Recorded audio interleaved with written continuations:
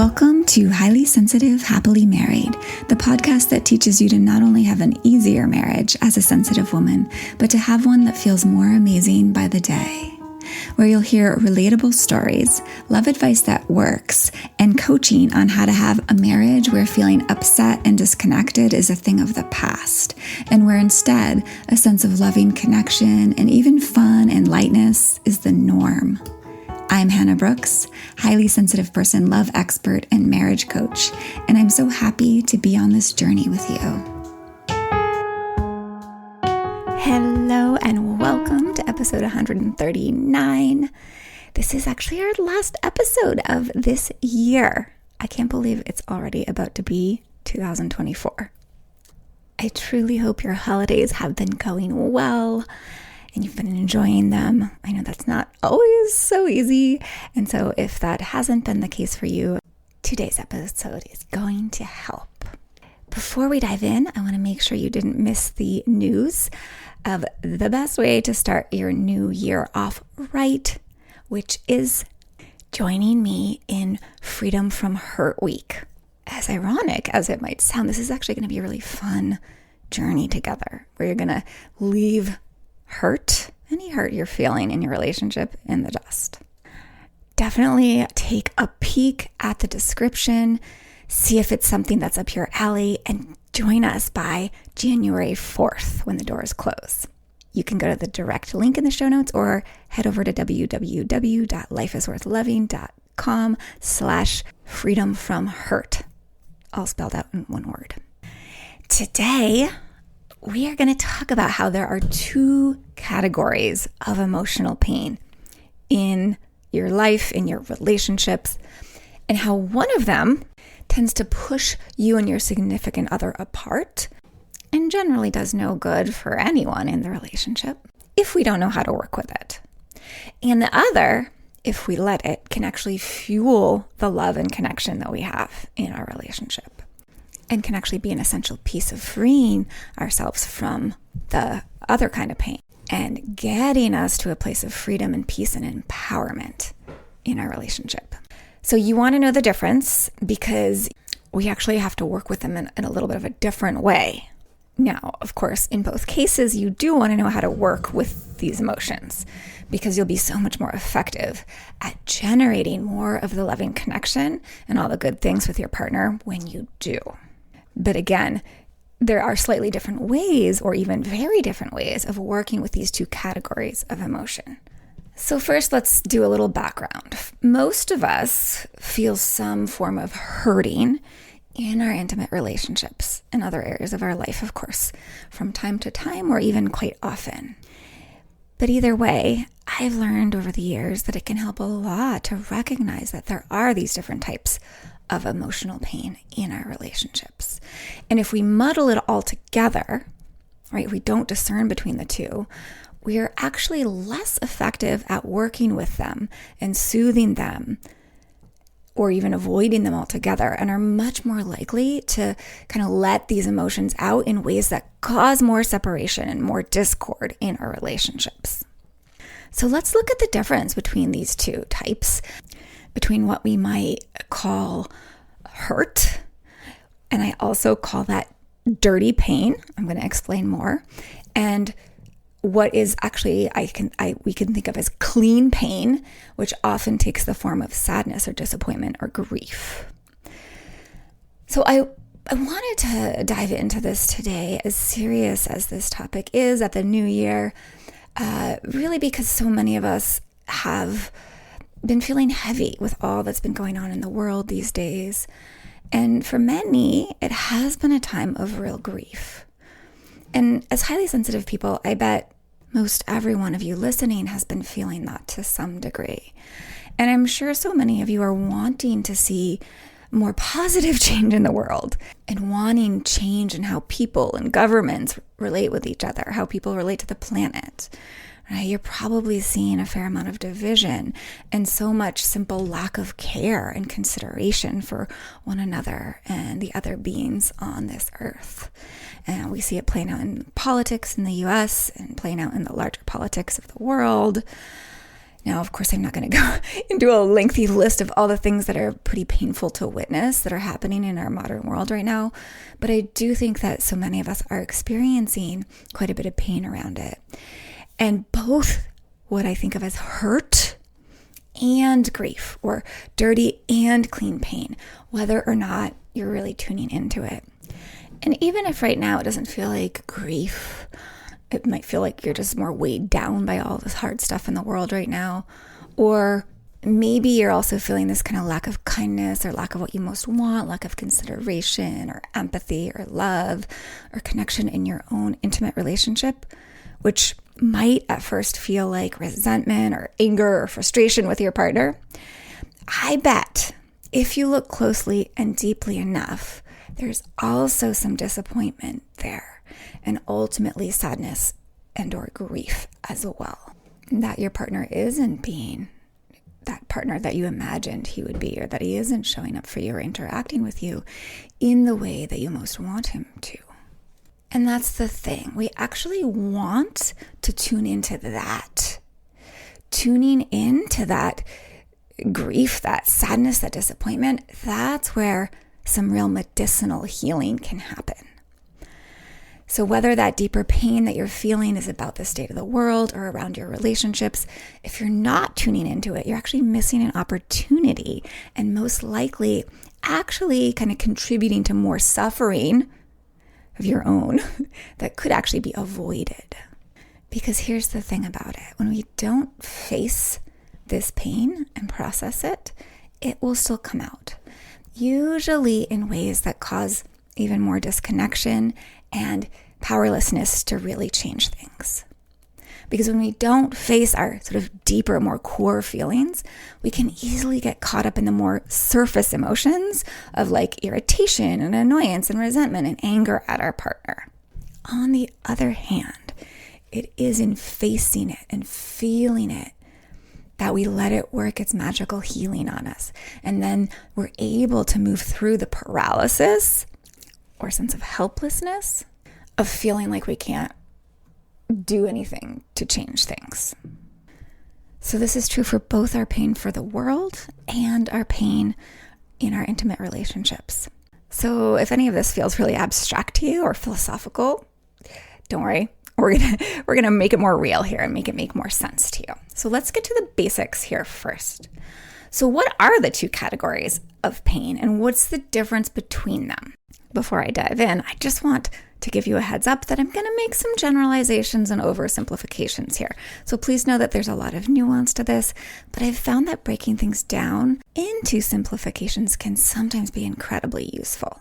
So that's my disclaimer for today. So let's call the first type of emotional pain hurt or dirty pain. You'll hear me use those words interchangeably. And let's call the second type clean pain or grief, disappointment, or sadness. I might use those interchangeably as well. So what is the difference between these two categories? So one way we could define these is that clean pain is healing, freeing pain.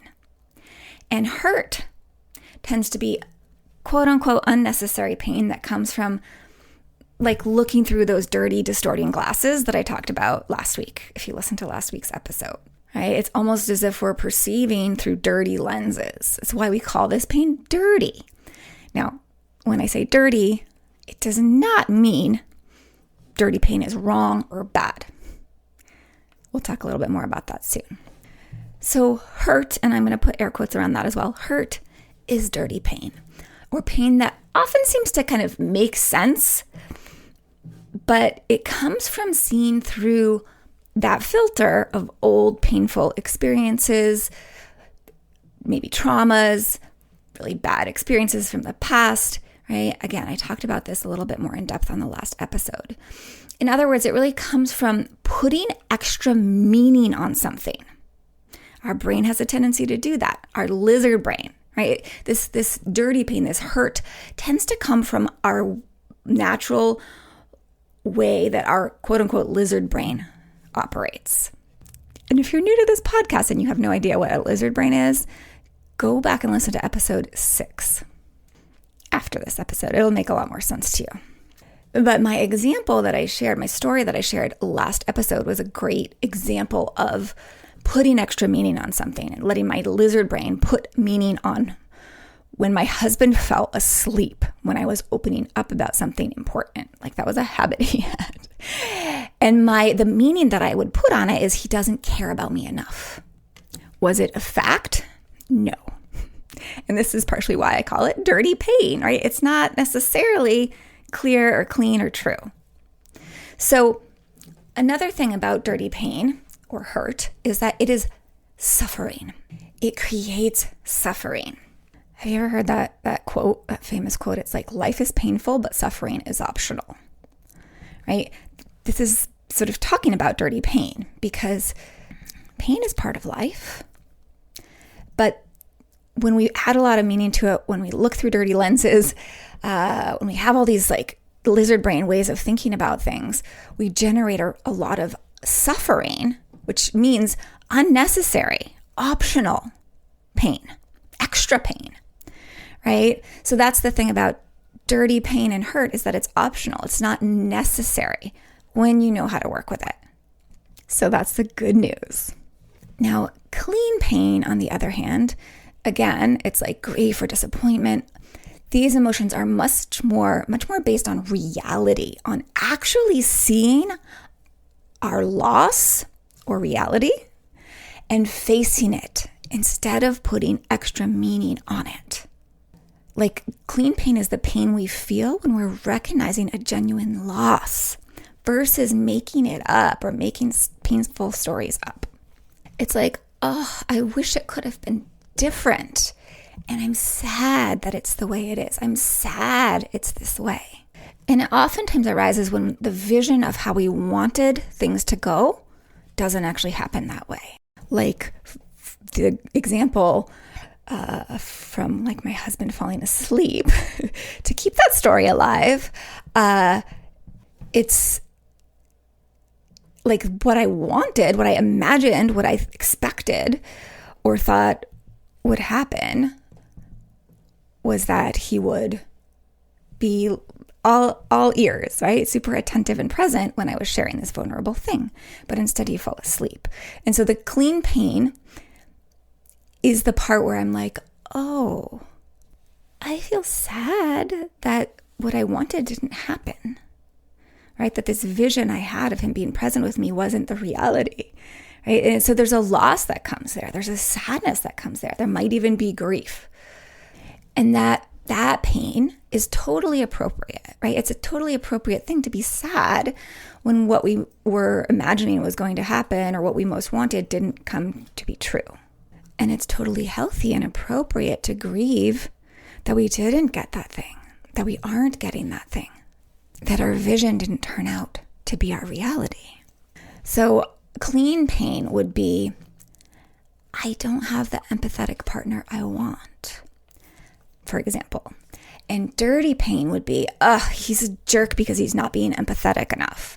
Or, he must not care about me enough to be empathetic. You see that? So what's really important to understand is that clean pain actually moves us forward when we let ourselves kind of go through that process of having and feeling those feelings.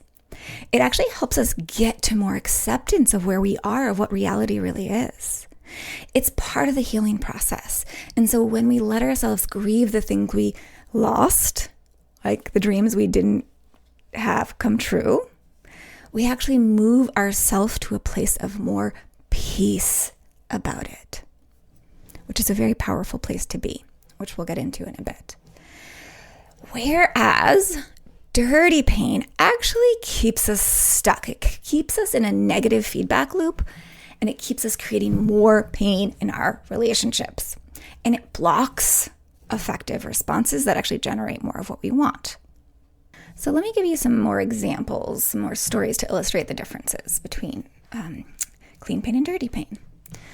And actually, these stories are part of why I wanted to share this topic with you today, because I've seen a lot of grief coming up. And I've also seen a lot of the dirty pain that comes mixed in with it. And it's been both in my own experience and my client's experience. I'm going to share a few stories. So the first story is my own, which is of my oldest son.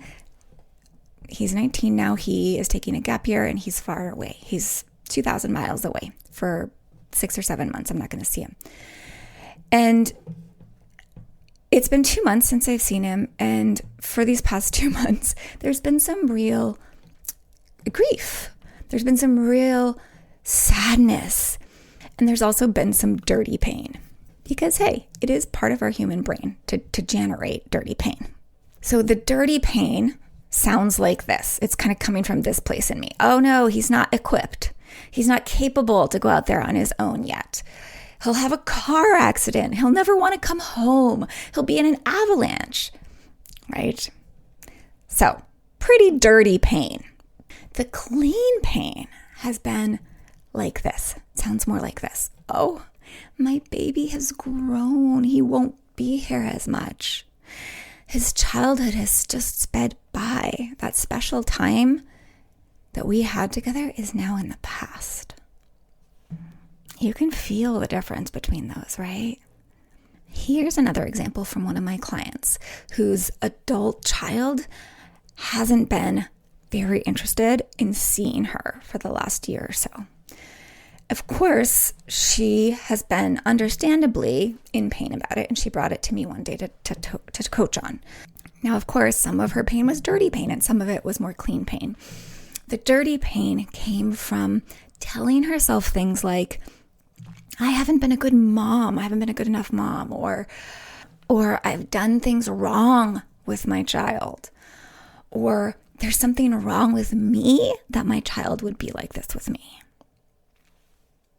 That's the dirty pain. It almost feels dirty. It's so painful. Yeah. And then the clean pain was just the loss that she felt, the grief of simply not having this loved one in her presence anymore. Yeah.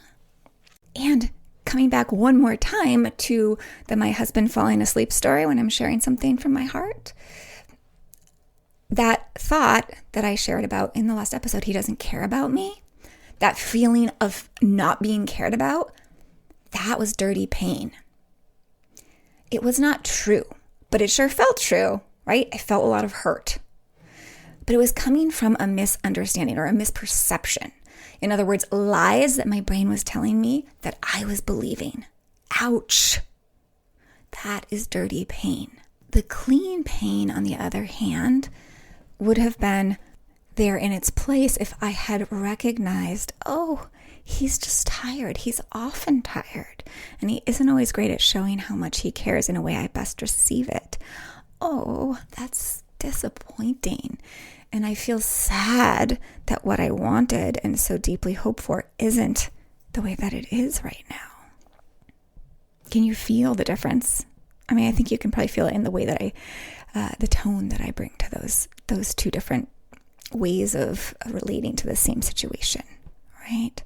And one more hint I want to give you about dirty pain, which is that dirty pain oftentimes feels like feeling unloved or feeling victimized or feeling angry and irritated and resentful. Those are great indications, if you're experiencing them, that you've got some dirty pain going. And the truth is there's likely also some cleaner pain underneath that dirty pain. And you're going to want to learn how to address and deal with both to free yourself from them. Now, I want to make sure to say, please don't misinterpret this to mean that dirty pain is bad and clean pain is good. They're both normal and even important parts of how our human mind, body, heart systems try to take care of us. They're both intelligent. Both of these types of emotional pain. It's just that the dirty pain is often a kind of overprotective response that gets us nowhere good. And unfortunately, because of that, it's really so much easier to fall into this dirty pain. Our brains really love to generate it, again, out of protection. So it's trying to be an ally, but it's often very misguided and an unhelpful ally. And it tends to backfire.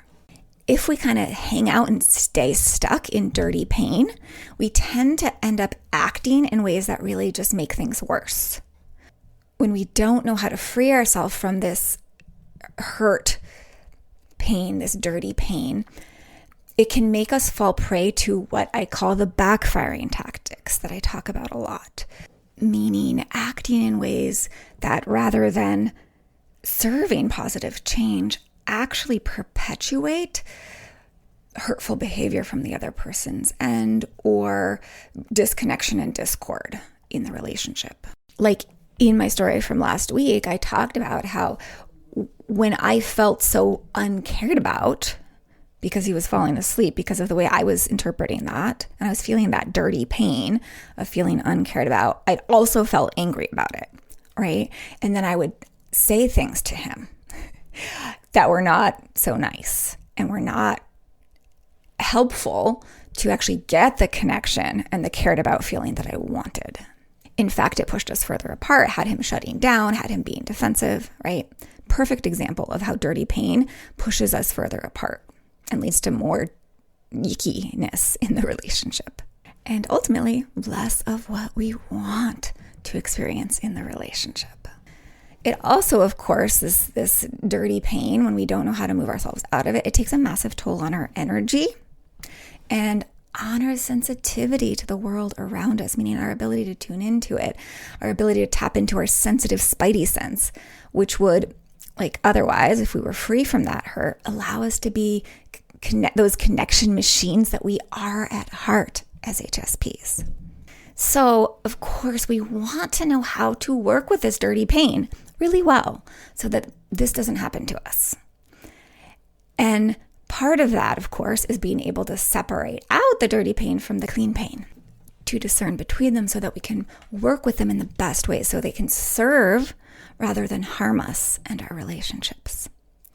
And we do want to work with them differently. Sometimes we can actually dissolve our dirty pain away by simply facing the hurt we're feeling, by shifting the thinking that is generating it, as if bringing a great kind of cleaning fluid to it and washing away the residue that smears us with that dirty pain, which is a quite painless and very liberating process. And this, of course, is a big part of what you'll be able to do skillfully when you join us in Freedom from Hurt Week and do the work in the Stop Taking It So Personally course. So sometimes this is the first work to do. But other times when we're stuck in our hurt or dirty pain, what we actually want to do is turn towards the grief or the clean pain that's almost always there if we slow down and look for it. And we want to turn towards it to help us free ourselves from the grips of that dirty hurt pain, right? This can really be an essential part of the process. In fact, whenever there's clean pain there in you, you should not try to talk yourself out of it. That just suppresses and delays the healing and renewal and freedom from it. So instead of trying to think it away or get rid of this clean pain, what you want to do is face it, to turn towards it in a conscious way and allow it and lovingly support yourself through it, because it is actually healing. And that's the ultimate difference between dirty and clean pain. Dirty pain or hurt doesn't get us anywhere good, but clean pain does. So often that's the first work to do, is to find it below the dirty pain and work with it directly before trying to dissolve the dirty pain. This will make it easier to wash away the dirty pain as well. And of course, when we're looking at our clean pain and we're dealing with it directly, it's not like we have to spend hours and hours and turn towards it all the time and just be like this heavy, terrible process. No. It can be short, and sometimes it might take a little bit more. It just depends. But it doesn't have to be this terribly painful process. And again, of course, it's going to be what frees you from it a lot of the time. Now, there isn't an exact recipe but about which one we want to work with intentionally first and which one second. That's going to vary depending on the person, depending on the situation. But the bigger point is we really want to dissolve our dirty pain by questioning our thinking. And then we want to lean into our clean pain in intentional, loving ways. Because the emotions of grief and sadness and even disappointment are actually a healthy response, again, to things not going as we want, to losing something. Or again, losing like a vision of what we wanted or what we felt we had a right to or something that we cherish. And so these are essential emotions to feel. Feeling the grief of it is part of how you let that loss go and how you get to a better place to be able to effectively create something that you do want, create something better or advocate for what you want. So let's just talk a little bit more about that. Grieving is just so powerful. It's so healing. Grieving helps us let go and release what isn't anymore, what is no more, or what isn't serving us anymore. And it helps us make peace with the reality of what actually is instead of uselessly fighting it. For example, if I had constantly been in thoughts like, oh, my son can't handle this, instead of actively grieving the fact that he's gone for now, these last 2 months would have been a lot harder. I've let myself proactively grieve, really feel those deep feelings of sadness about him flying the nest, right? And I actually have come to a place 2 months in now where I feel really strong. And I'm much more able to be excited for him that he's out there pursuing his dream and to really just revel in the times we do get to see each other on FaceTime and be with each other that way. And in our intimate relationships, we do want to let ourselves be sad and disappointed about the fact that perhaps our partner isn't as affectionate as we want, or doesn't understand our sensitivity as much as we want him to, or, isn't being as empathetic as we want.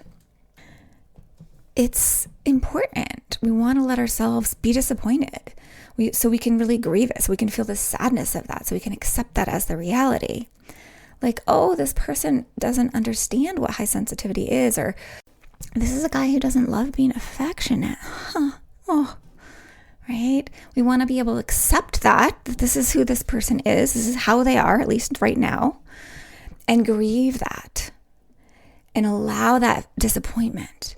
That's going to seriously help you get to that acceptance. And when you get to acceptance, you're going to be free to create something great from what actually is. You're going to be able to put your energy into loving and growing a better relationship with the partner you actually have, right? Even someone who might not be as affectionate as you ideally want. That doesn't mean you can't have a wonderful, amazing, totally fulfilling relationship with them. But first, to build that relationship with him and really love and lean into all the assets that he does have, you do first need to accept who he is now. And that can take feeling some of that grieving, that clean pain. Letting yourself feel the sadness of the loss of that dream of him being that totally affectionate, ideal partner you had in your mind that he would be, but isn't yet. So to illustrate this with a personal story, a personal example, and I've actually told part of this story in the past on a different episode or two. There was a time a couple summers ago where my husband, we'd kind of just come out of the pandemic, like the intensity of the pandemic, when we hadn't really been able to go very many places. And all of a sudden, my husband felt free and he started to get really excited about doing a lot of adventuring, particularly bike adventuring. And he just seemed to want to go off and do his own thing in the woods or on the trails a lot. And to be really brief about this story, I had a lot of resistance to it and I was really not happy about it. I had a lot of feelings come up, painful feelings, of course. And I was generating a lot of suffering for myself around it. And when I realized that, I spent quite a bit of time letting myself feel sad that I married a man that in some ways wants different things than me.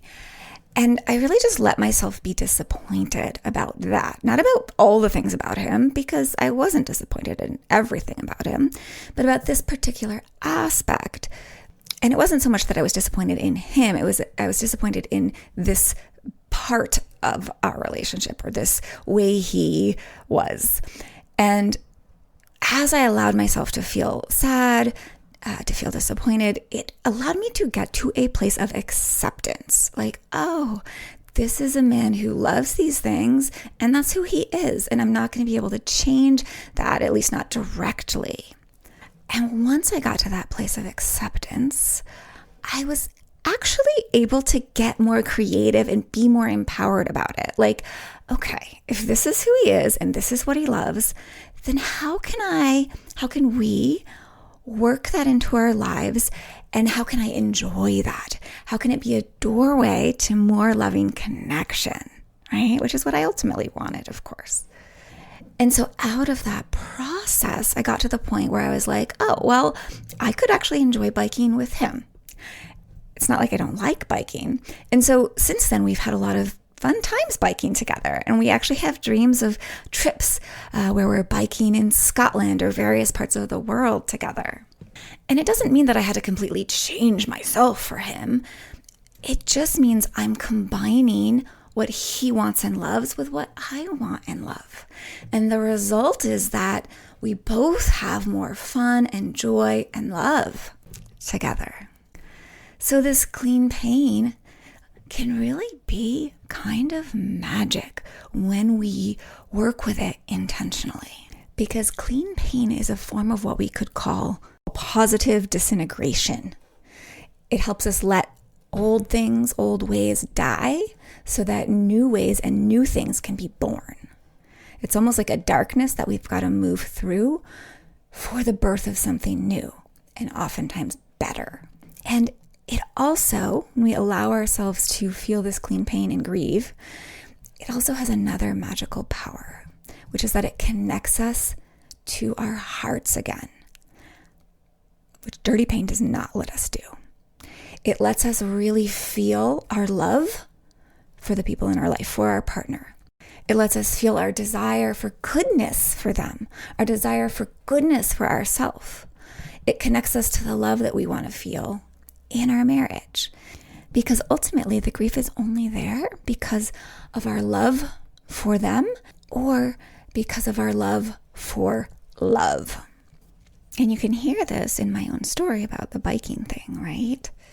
Like the grief and the disappointment was ultimately there because I was wanting love and connection and time with him, and he was wanting to go biking, right? So, of course, it was coming from a benevolent place in me that just wanted that love. And I can guarantee that that's always going to be true for you as well. The grief is there because of this beautiful, benevolent, wonderful heart of yours that loves love. So letting ourselves feel the clean pain of our grief connects us back to peace with reality and to love. And it's from here that we can show up with our partner in the very most lovingly influential way, the way that's most likely to bring about the best, most loving responses from him. So you want to get in touch with it. Here's one more short story about how this is also true with other relationships. So my mom is a painter, and so this is about her relationship with her paintings and her art. She and I had a conversation one day when she was going through something hard, where she was feeling a lot of pain, emotional pain. And it was because she had heard from the gallery where she had her paintings that they couldn't keep her paintings. And I won't go into why. It had nothing to do with how beautiful they are. They're very beautiful. But of course, my mother was feeling really upset about it. And we talked it through. And what we discovered is that there were both types of pain going on. There was the clean pain and the dirty pain. The dirty pain was things like she was telling herself, oh, I should have known. I should have done it differently. Why didn't I do it differently? Right? All that kind of stuff. Also, like, how can they not see that this is fine, that they should keep them? But there was also that loss of having that dream continue, right? So her work was really to feel the loss, to feel the disappointment through, right? And then for the dirty pain, to dissolve that, to like do some of the thought work, to shift her perspective around that. And then once she'd done that work, then it was easy to start having other ideas come up about how she could get her paintings out into the world, or new dreams about how she wanted to bring her paintings out, and if she even wanted to bring them to galleries. This work allowed her to very much improve upon the reality of the situation and create new wonderful experiences with her art. Now, of course, this is exactly what happens in our relationships with our partners as well. When we get to work to dissolve that dirty pain and lean more into the clean pain and process that through, it really empowers us to generate something wonderful with our partner. Maybe not exactly what we had thought we wanted or what we exactly thought we wanted it to look like, but something that might be actually even deeper and more truly loving and more truly connected than it ever could have been otherwise without doing this work. Without going through this process of freeing ourselves from the dirty pain and moving through the healing powers of that clean pain. Now, sometimes we can free ourselves from that dirty pain, that hurt, with no need to go into the clean pain, which is great news when we can do that. But other times, you're going to need to go through that process and lean into the clean pain to be able to open the next door to the next iteration, the next better, beautiful iteration of your relationship, one that feels so much better in the end. Now, of course, it's super easy to want to avoid these feelings of grief and pain because they're raw and tender. And if we don't have the skills to process them in a way that feels safe, it can feel really overwhelming. And it feels safer and easier just to stay in those more surface, dirty pain emotions. But of course, if we don't turn and face these clean, deeper emotions, if we don't face the fact that we're disappointed or the fact that we've married someone who might not be the partner we totally dreamed of having, if we don't face that, we're going to miss out on being able to tap into our real power to bring about the connection and love in our relationships that we really want. We're going to miss out on having that influence, that real influence in how our relationship goes and feels. So of course, you're going to want to learn how to feel these feelings, work with these clean pain feelings in a way that feels safe. When you lovingly support yourself through them, it actually creates a more sweet, tender relationship with your whole self. And the way that I recommend, or the way that I teach doing that, is by what I call creating an internal zone of safety and love. And you're going to learn to do this in Stop Taking It So Personally. And we're going to build on that even more in Freedom from Hurt Week. And of course, you're also going to learn what you need to in order to dissolve the dirty pain, the hurt as well. That's an equally essential skill to have. So ultimately, you're going to be able to really free yourself from the hurt, both the dirty and the clean kind, and in a way that really honors yourself and what you want, so that you can come away from our time together really empowered and capable of generating more of the closeness and connection and love that you really want with your partner. And so that you can also be way more freed up to do that in the greater world as well. So make sure to join us in Freedom from Hurt Week. It's such a wonderful way to start the new year off on an amazing foot. You can learn all about it and join us at www.lifeisworthloving.com/freedomfromhurt. Or of course, you can go to the direct link in the show notes and sign up there. Remember, you got to do that by January 4th. All right, my beauties, my wish for you this new year is to be able to shed and move through the pain that's keeping you from experiencing that deep love and connection and joy in your relationship that you most long for. Be oh so well.